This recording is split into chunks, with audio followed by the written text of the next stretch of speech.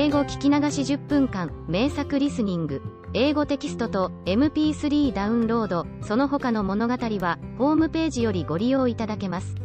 88thpp.com 88thpp.com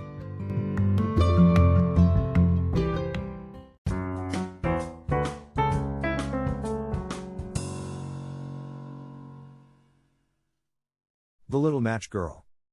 Most terribly cold it was, it snowed, and was nearly quite dark, and evening, the last evening of the year. In this cold and darkness there went along the street a poor little girl, bareheaded and with naked feet. When she left home she had slippers on, it is true, but what was the good of that? They were very large slippers, which her mother had hitherto worn, so large were they, and the poor little thing lost them as she scuffled away across the street, because of two carriages that rolled by dreadfully fast.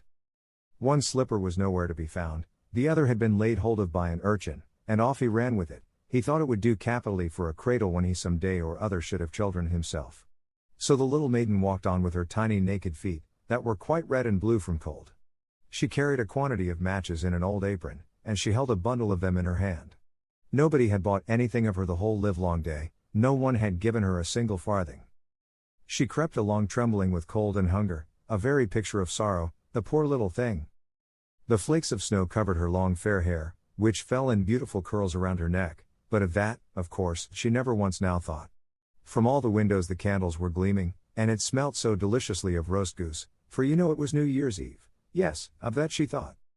In a corner formed by two houses, of which one advanced more than the other, she seated herself down and cowered together.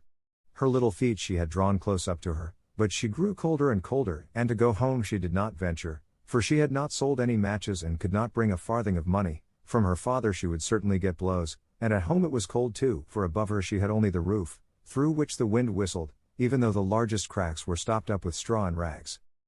Her little hands were almost numbed with cold. Oh!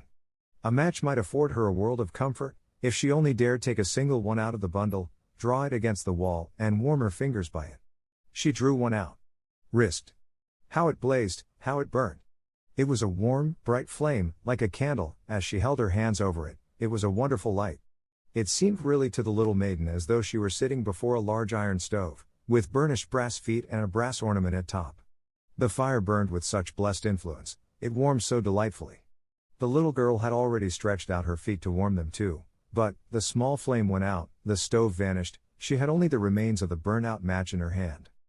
She rubbed another against the wall, it burned brightly, and where the light fell on the wall, there the wall became transparent like a veil, so that she could see into the room.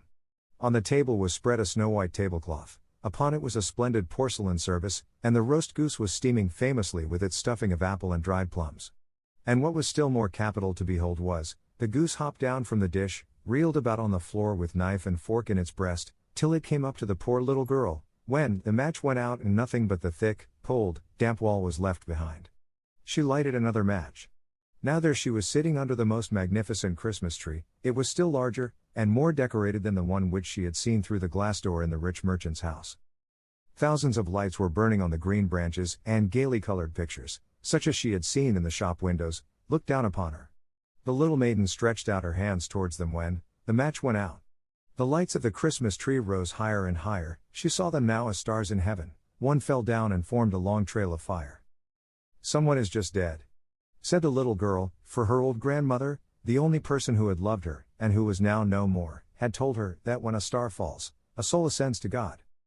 She drew another match against the wall, it was again light, and in the luster there stood the old grandmother, so bright and radiant, so mild, and with such an expression of love. "Grandmother!" cried the little one. "Oh, take me with you. You go away when the match burns out, you vanish like the warm stove, like the delicious roast goose, and like the magnificent Christmas tree." And she rubbed the whole bundle of matches quickly against the wall, for she wanted to be quite sure of keeping her grandmother near her. And the matches gave such a brilliant light that it was brighter than at noonday. Never formerly had the grandmother been so beautiful and so tall.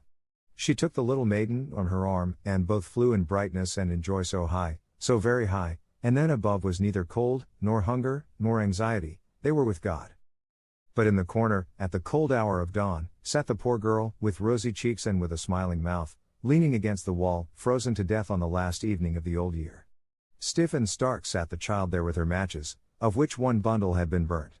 She wanted to warm herself, people said. No one had the slightest suspicion of what beautiful things she had seen, no one even dreamed of the splendor in which, with her grandmother, she had entered on the joys of a new year.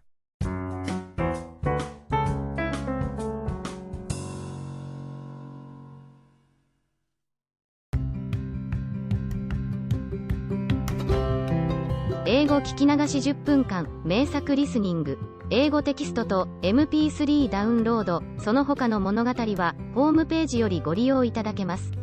88thpp.com 88thpp.com